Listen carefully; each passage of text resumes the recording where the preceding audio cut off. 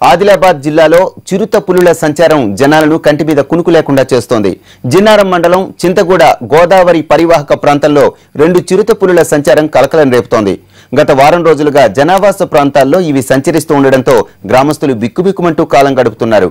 ఇంటి నుంచి బయటకు వచ్చేందుకు సాహసించడం లేదు. వెంటనే చిరుతలను బంధించి అడవుల్లో వదిలిపెట్టాలని గ్రామస్తులు అటవీ శాఖ అధికారులను కోరుతున్నారు.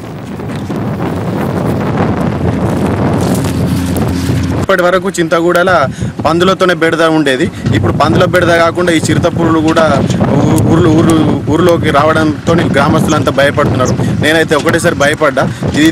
దీనిపై ఫారెస్ట్ అధికారులు త్వరగా చర్య తీసుకొని వాటిని మా ఊరిలోకి రాకుండా చూసుకోవాలని చెప్పేసి కోరుతున్నాము. ఇది విలేజ్లో ఉన్న ప్రజలు గోదావరి వైపుకు తమ యొక్క పనుల కోసమే వెళ్తూ ఉన్నప్పుడు చూసి భయాందోళనకు గురైనారు.